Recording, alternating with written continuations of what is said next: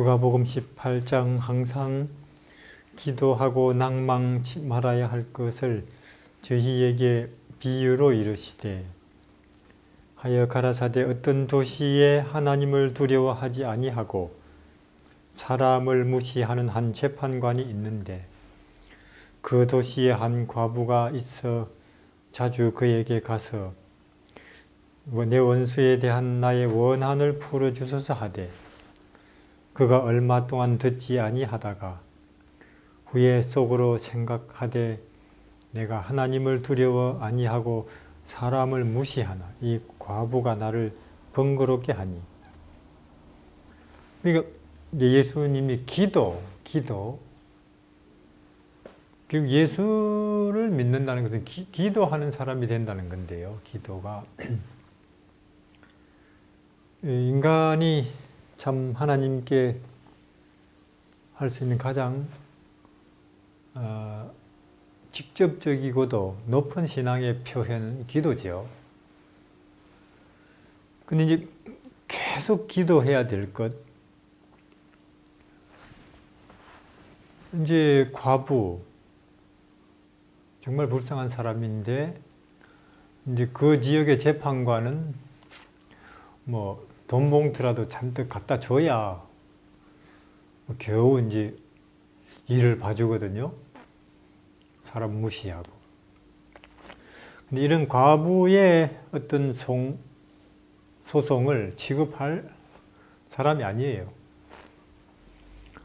근데 맨날 아침마다 와서 문을 두드리니까 귀찮아서 이제 네 부탁이 뭔데? 이러이러합니다. 내가 해결해 줄 테니까 내일 아침부터 오지 마. 이렇게 귀찮아서라도 들어주는데 하나님이 너희 기도를 안 들어주시겠다고 생각하느냐. 근데 여기에 내가 너희에게 이르노니 속히 그 원한을 풀어주시리라. 그러나 인자가 올 때에 세상에서 믿음을 보겠느냐. 그러니까 이런 사람이 있겠느냐 그 말이죠. 예수님이 이 땅에 다시 오실 때 지식인도 많겠고 경험 많은 사람도 많겠고 교회 안에 능력, 지위 혹은 자기 주장 분명하게 펼칠 수 있는 사람 많겠지만은 이렇게 끈질기게 하나님께 그 시대의 필요, 또 교회의 필요, 자신의 필요, 가족들의 필요가 뭔지 그 간절한 필요를 놓고 끈질기게 기도하는 사람이 있겠느냐? 없다고 안 하셨으니 있겠죠? 아주 참 희귀하겠지만은 소수겠지만 있을 거예요. 그래서 우리가 지금 우리 중에 세상은 점점 더 물질로 치닫고 사람들이 이상해지고 교회는 점점 더 힘을 잃고 부흥의 기미가 조금도 안 보이고 그러나 하나님은 하나님의 일을 하신다. 그 말씀을 이루신다. 그리고 우리의 기도를 반드시 들으실 것이다 하는 믿음을 가지고 하나님의 일이 부흥되고 인간들이 물질이나 육체, 또 감각이 아니고 진리적으로 또 예수께로 또 재림으로 이렇게 관심을 돌이키는 그 일이 반드시 일어날 것이다 하는 믿음 속에서 그걸 간절히 끝까지 기도하는 사람이 남은 아니라도 나는 돼야 안 되겠어요. 남은 아니라도 남 탓하고 환경 탓하고 우리 조직의 계획이 점점 이상해지는 그런 거 탓하는 것도 믿음 없는 사람이죠. 하나님 전능하심이나 하나님에 대한 약속에 대한 믿음이. 나라도 믿어야 되죠. 나라도 기도하고 자, 다니엘의 세 친구 드라 평지에 거대한 우상이 지금 준비되고 있다. 기도했겠지요. 하나님, 또 느부갓네살 왕에게 다시 한번 머리끝부터 발끝까지 금이 아니고 금, 은, 동, 철이라고 꿈을 다시 한번 보여주셔서 그 일을 중단시켜 주십시오. 아마 그렇게 기도했는지 몰라요. 근데 뭐 느부갓네살 그 일에 대해서 조금도 계획을 바꾸지 않는 것 같아요. 더 독려하고 관심이 더 많고 하나님이 안 들어주시네. 하나님, 지금 그 금신상 제작되고 있는 그 현장에 자꾸 사고가 생기거나 혹은 지진이 생기거나 해서 그 공사가 진행이 안 되게 해 주십시오. 그게 하나님 뜻이 아니라는 걸 그렇게 좀 보여주십시오. 또 그렇게 기도했는지도 몰라요. 근데 뭐 들려오는 소식은 공사가 아주 순풍에 돛담배 가듯이 잘 진행되고 있다는 거죠. 안 되네. 드디어 그 금신상 기념식, 다시 말해서 거기에 경배하는 그 의식의 날 왔어요. 하나님, 드디어 내일입니다. 내일 폭우가 쏟아져서 완전히 그 일이 취소되게 해 주십시오. 근데 그 다음날 날씨 더 좋아요. 오히려 축하라도 하듯이. 아마 이 세 젊은이는 우리가 여기까지인가 보다 죽자 그런 생각으로 들어갔는지도 몰라요. 불 속에. 그러나 우리가 그렇죠. 이 끝까지 믿어야 될 게, 끝까지 기도하고 낙심하지 말아야 될 게,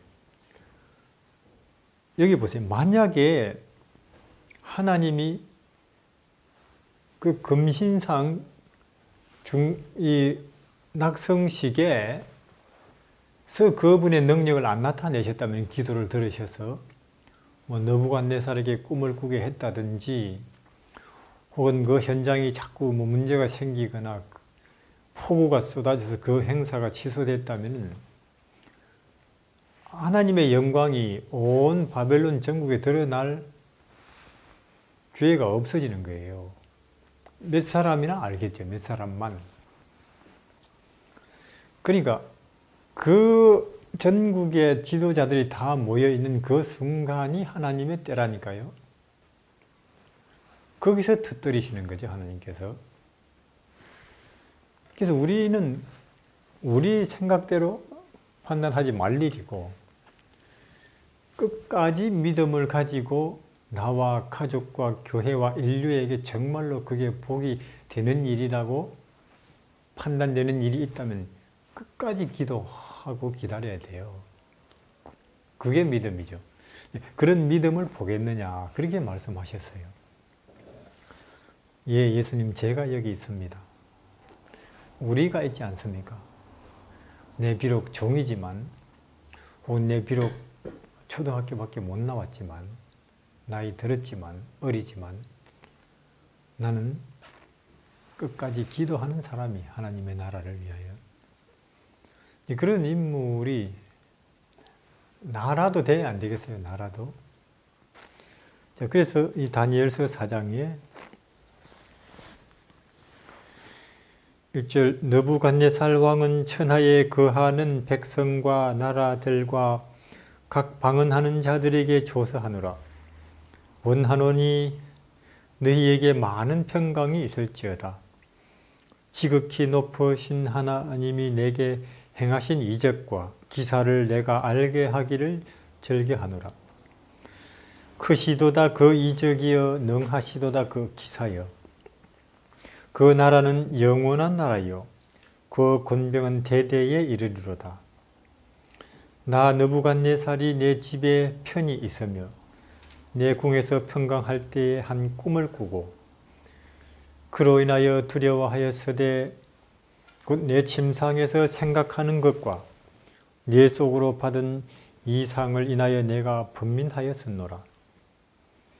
이러므로 내가 명령을 내려 바벨론 모든 박사를 내 앞에 불러다가 그 꿈의 해석을 알게 하라 하매 박사, 술객, 박수, 갈대아 술사, 점장이들이 들어왔기로 내가 그 꿈을 그들에게 고하였으나 그들이 그 해석을 내게 알게 하지 못하였느니라. 그 후에 다니엘이 내 앞에 들어왔으니 그는 내 신의 이름을 쫓아 벨드사살이라 이름한 자여 그 안에는 거룩한 신들의 영이 있는지라. 이 다니엘서 4장은 이제 그 느부갓네살 왕의 간정이에요. 이것은 이제 느부갓네살이 왕위에 오른 지 35년 만인데 이때쯤은 이집트도 바벨론에게 완전히 복속이 된 상태였죠. 그러니까 뭐 감히 주변 나라에 바벨론 뭐 대항할 나라 없죠. 이제 그때에 이제 꿈을 하나 꿨는데 왕이 무슨 꿈이냐 하면 큰 나무, 세상을 덮을 만한 나무죠. 그 나무 속에 온갖 짐승들이 다 깃들이고 혜택을 입고 살고 근데 보고 있는데 그 나무가 잘리면서 그리고 이 철로, 쇠줄로 꽁꽁 동려 메어져서 7대를 지나는 거예요. 이제 그리고 또 보면은 여기 그러나 그 뿌리 그루터기는 동이고 그것으로 덜 청초 가운데 있게 하라. 그것이 하늘 이슬에 젖고 땅의 풀 가운데서 짐승으로 더불어 그 분량을 같이 하리라.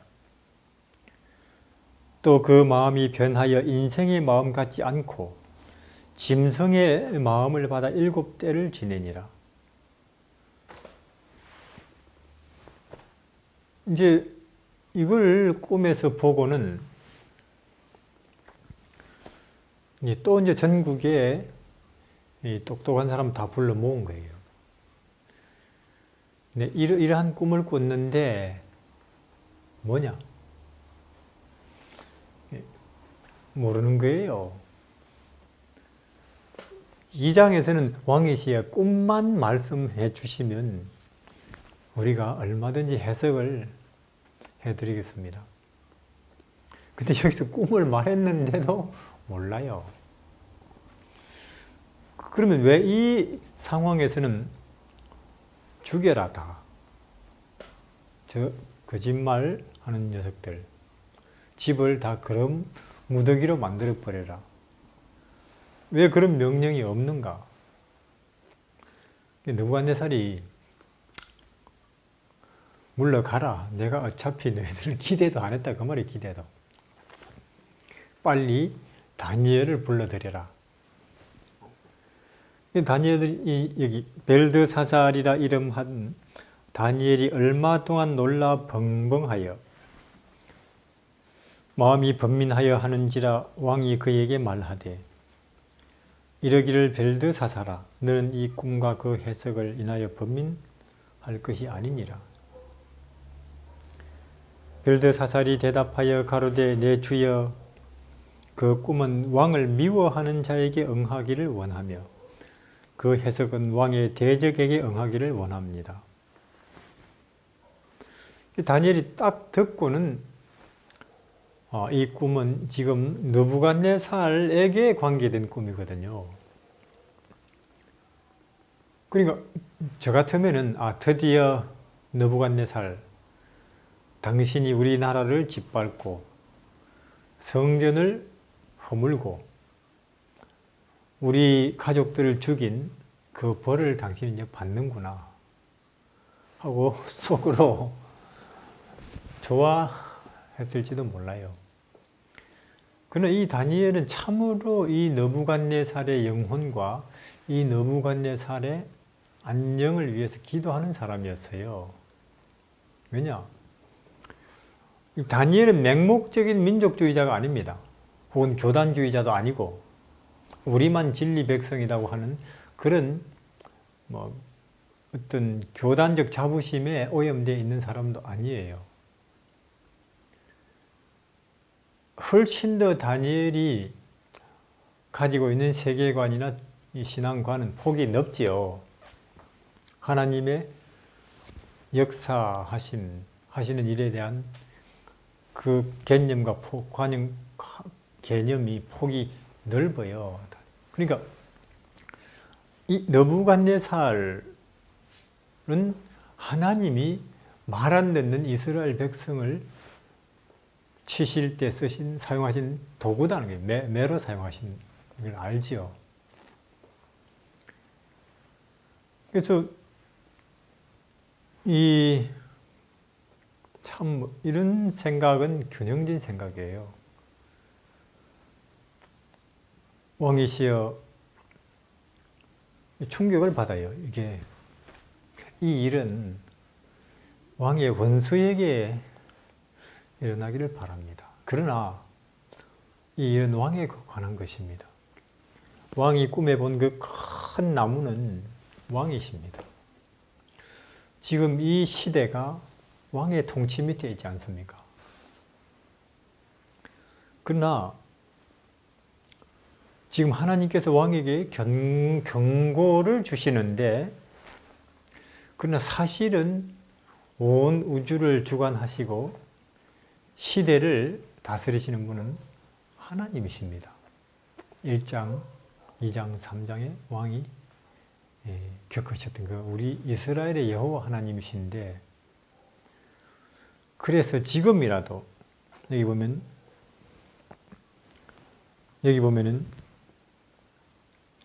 그러니까 지금이라도 이 그런즉 왕이시여 나의 간하는 것을 받으시고 공의를 행함으로 죄를 속하고 가난한 자를 긍휼히 여김으로 죄악을 속하소서. 그리하시면 왕의 평안이 혹시 장구하겠습니다 하였느니라. 그러니까 왕이시여 지금이라도 여호와 하나님 앞에 자신을 낮추시고 정의를 행하시고 특별히 고통받고 가난한 사람들을 위해서 정치를 펼치십시오. 그러면 이 꿈은 왕에게 이루어지지 않을 것입니다. 아마 이제 느부갓네살이 그 말을 듣고 상당히 오랫동안 조심했을 거예요. 상당히. 그러나 아시다시피 인간은 망각의 동물이에요. 잊어버리죠. 환경에 휩쓸려 간다니까요. 여기 보면은 12달이 근데 이 모든 일이 다 나 느부갓네살 왕에게 임하였느니라. 12달이 지난 후에 내가 바벨론 궁 지붕에서 거닐세.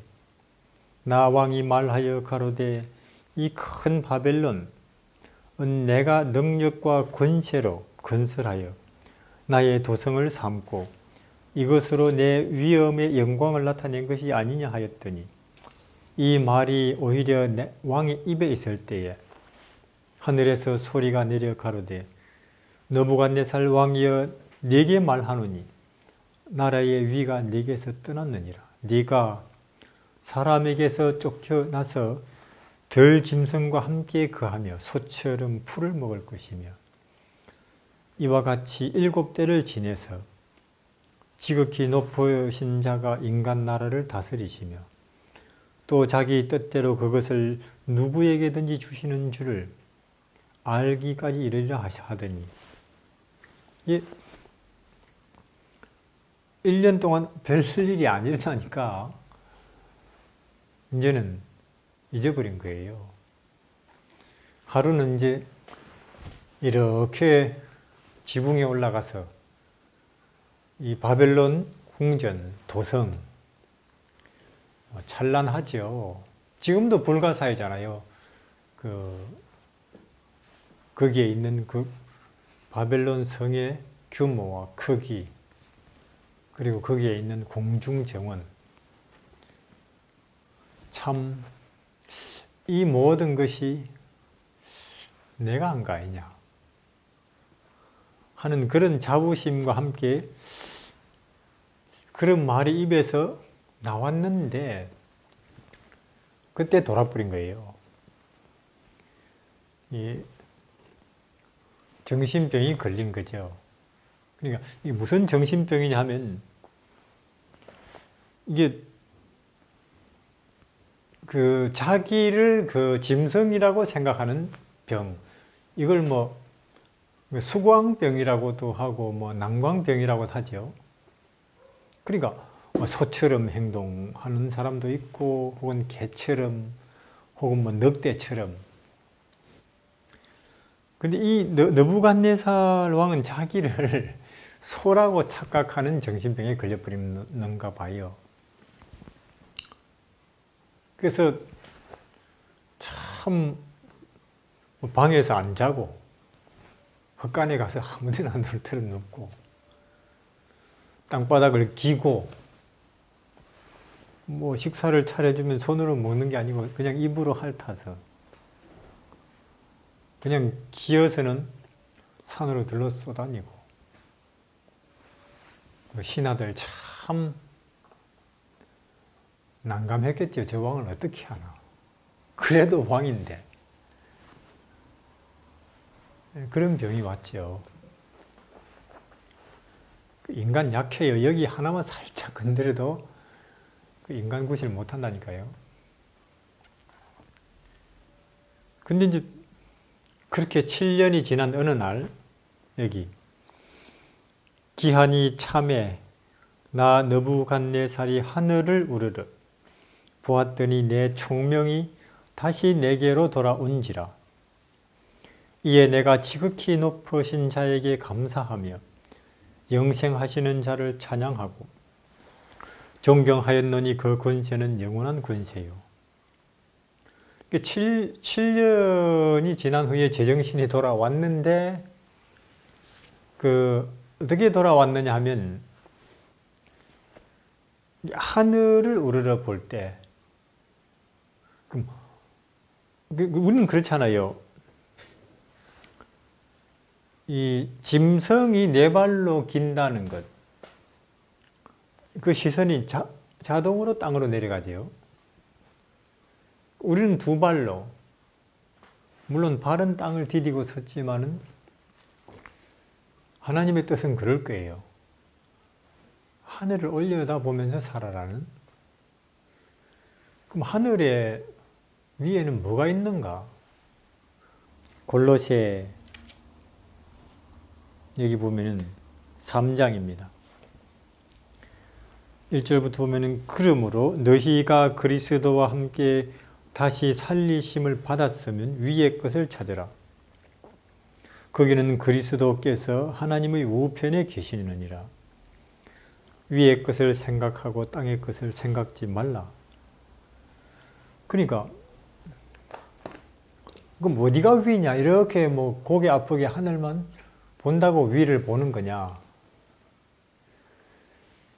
성경이 말하는 하늘 혹은 위는 물리적인 위가 아니고 공간적인, 가치적인 혹은 의미적인, 차원적인 위죠. 그러니까 물질, 육체, 감각 혹은 이 세상의 뭐 높고 낮음, 비교, 평가, 거기를 떠나서 거기보다 더 높은 곳, 진리, 영원, 영혼, 정신 가치를 추구하라는 거죠. 빛의 세계. 인간의 가치가 거기에 있다는 거예요. 인간의 가치가. 짐승과 구분되는 인간의 가치가 있다면 자동차나 혹은 내가 갖고 있는 집이나 통장에 갖고 있는 돈이나 혹은 내가 가지고 있는 대학 졸업장이 아니고 명예가 아니고 인간이 짐승과 차별되는 점이 있다면 정신 혹은 진리, 영혼 그걸 사모하고 찾고 추구하는 그게 짐승과 차이점이죠. 근데 우리가 계속 땅의 것만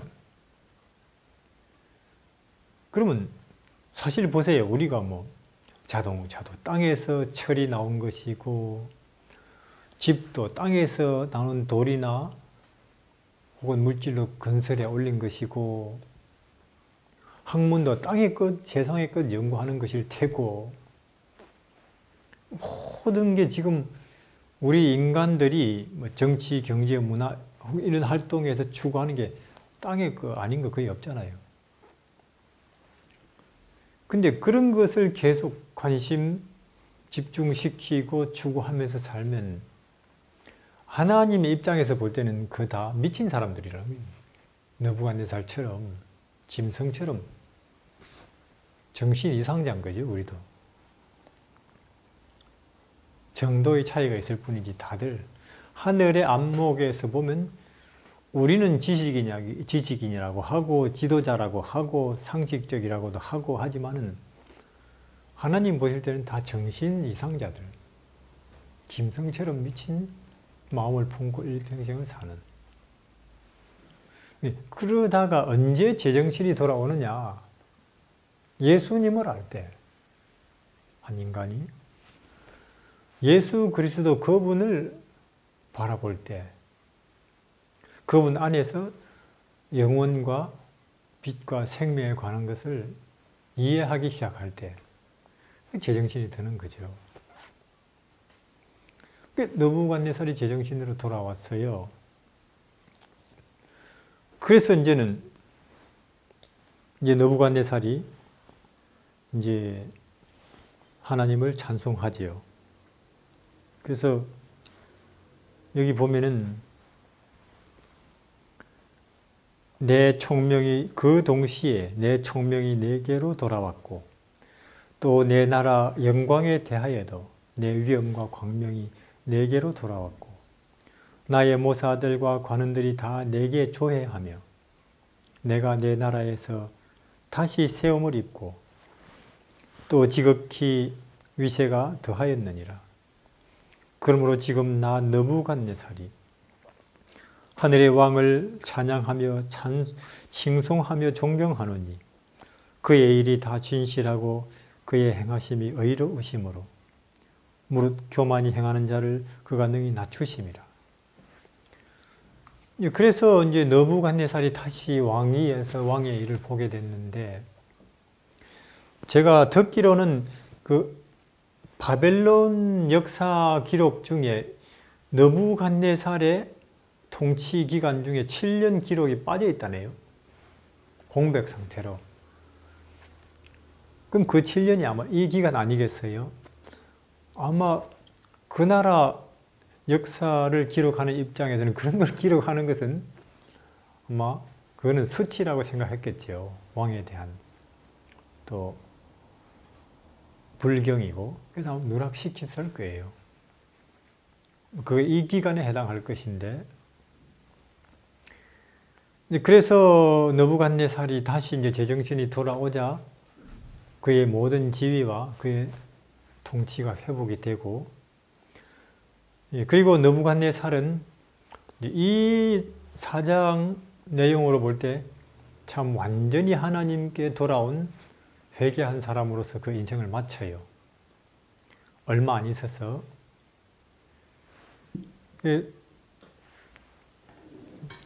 우리가 하늘에 가면 만나겠죠. 느부갓네살 참 구원받을 만한 인물이죠. 왜냐하면은 사실 그 당시에 가장 큰 제국에